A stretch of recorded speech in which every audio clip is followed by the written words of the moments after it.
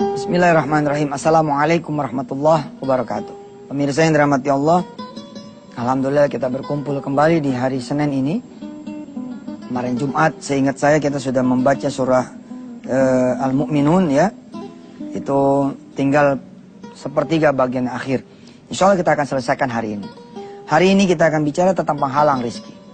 Demi Allah pemirsa, andai saudara-saudara semua, saya, kita punya dosa tidak kelewat banyak ya.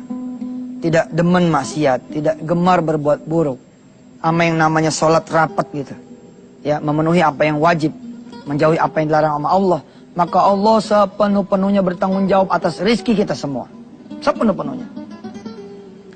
Tapi kepada siapa garansi ini diberlakukan? Kepada siapa yang taat, tunduk dan patuh kepada Allah Subhanahu wa taala.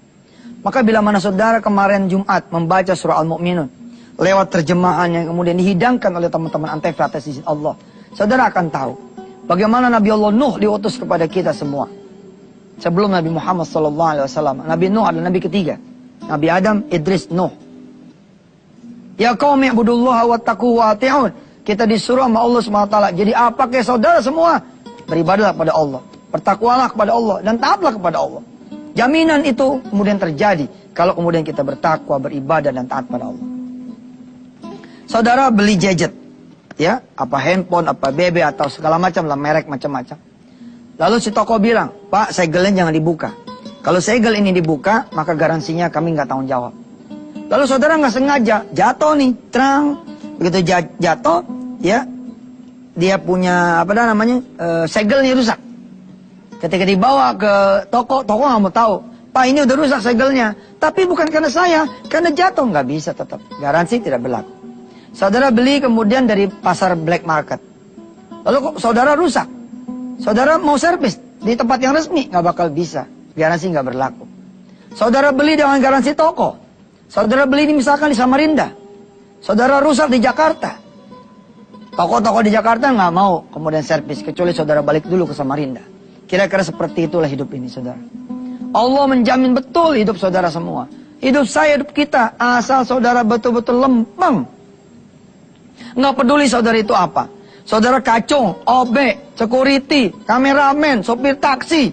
Anaknya 7, gajinya 700. Nggak ada urusan. Karena saudara punya anak hidup, bukan karena gaji saudara, tapi karena Allah Azza wa Jalla. Ada aja urusannya yang Allah kemudian ya perlukan buat saudara. Pagi-pagi lah ada yang datang. Assalamualaikum Bang Mansur. Ya bang, ada apa? Hari ini jangan masak ya. Bini aneh lagi masakin buat ente. Hari ini sepenuh-penuhnya masaknya buat ente. Allah, makasih bang. Yang besok gimana? Lo mah, udah dibagi yang hari ini bukannya bersyukur, malah nanya yang besok. Nih, satu hari nggak perlu ngeluarin duit. Si sopir taksi lagi nyetir. Bandrolnya 55.000. Apa kata si penumpang? Bang, ini lagi ada rezeki nih. Berapa bandrolnya? 55. Ini buat ente 1 juta. Titip salam anak-anak ente semua ya. Mudah-mudahan Allah pertemukan kita lagi. 1 juta pak. 55 cuma. Udah buat ente. Allah penuhi. Kenapa? Hari itu anak ente yang pertama mau masuk SMP. Butuh duit 600.000. Dikasih sama Allah. Tapi kalau ente aneh kita semua jadi makhluk Allah yang gak diingat sama Allah gak mau tanggung jawab. Nggak mau tanggung jawab. Ada juga diambil sama Allah. Ada diambil sama Allah. Udah pengen beli mobil nih, pakai cerita dirampok nggak jalan. Ayo. Udah pengen beli rumah nih, dan udah kebeli tuh rumah. Itu rumah sengketa. Ayo. Nggak bisa kemudian kita ambil. Kita punya hidup ini enteng pemirsa, enteng. Asal apa? Asal kita dapat ampunan Allah Subhanahu wa taala. Bagaimana kemudian kita dulu belajar 8 prinsip menjadi pengusaha. Ternyata di antara prinsip itu adalah faghfir lana. Kita minta ampunan pada Allah Subhanahu wa taala. Kemudian prinsip yang berikutnya apa? Waqina adzabannar. Jaga diri kita dari apa yang membuat kita menjadi susah diri sendiri.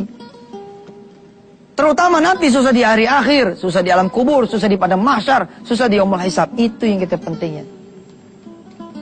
Insyaallah pemirsa, hidup ente pada lagi susah.